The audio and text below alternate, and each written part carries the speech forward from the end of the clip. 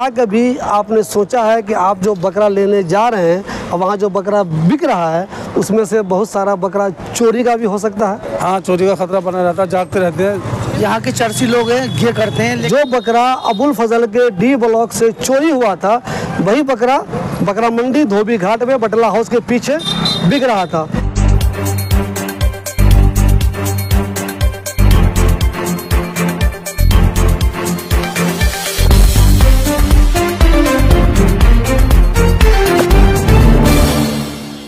दोस्तों, इस वक्त मैं शाहीन बाग के 40 फुटा रोड पे हूँ। आप सब जानते हैं इन दिनों पूरी दिल्ली और पूरे देश के साथ साथ ओखला जामिया नगर में भी मुख्तलिफ जगह पर कुर्बानी के लिए बकरे आए हुए हैं और दूसरे जानवर भी आए हुए हैं। मैं अभी 40 फुटा रोड पे हूँ। यहाँ भी बहुत सारे बकरे यहाँ से लेकर पीछे भी हैं और आगे भी उधर हैं। आप सब जानते हैं कि दिल्ली यहाँ ओखले में जो एक मेन जगह है सबसे ज़्यादा धोबी घाट, वहाँ बहुत ज़्यादा बकरे होते हैं। मैं आपको यहाँ पर खबर बता रहा हूँ जिससे आप सबको होशियार हो जाना चाहिए। आप जब बकरा लेने के लिए या तो यहाँ पे आते हैं या फिर कहीं जाते हैं और बकरा देखते हैं, जैसे ये साहब खुद अच्छे से आराम से यहाँ बैठे हुए हैं, तो जिस तरह आराम से बैठे हुए हैं इससे तो लग रहा है कि ये बकरा इनका होगा या बेच रहे होंगे।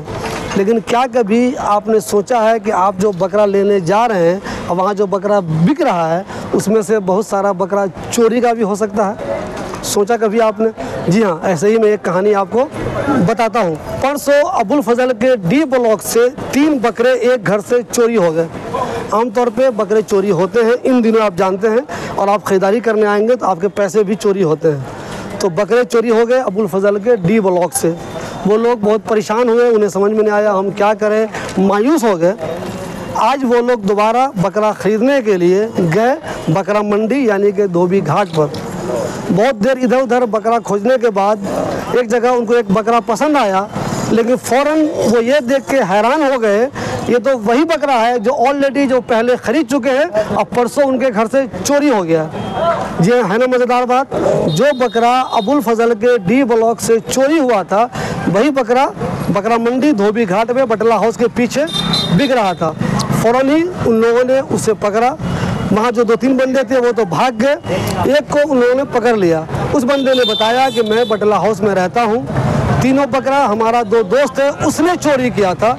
जिस बंदे को इन्होंने पकड़ा उसने कहा कि मैंने चोरी नहीं किया है, जो 2 बंदे यहाँ से भाग गए उन्होंने ही वो बकरा चोरी किया था। उन्होंने वो बकरे को बेच भी दिया।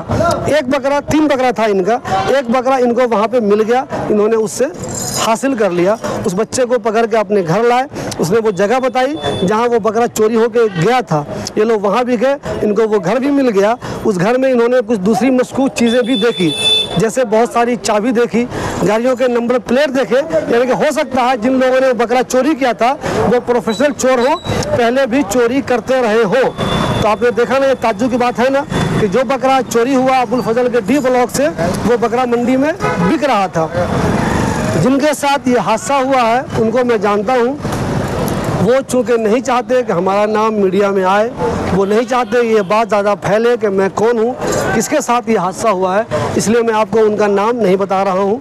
लेकिन ये मैं जानता हूँ कि उनके साथ ये हादसा हुआ, उनका 3 बकरा चोरी हो गया।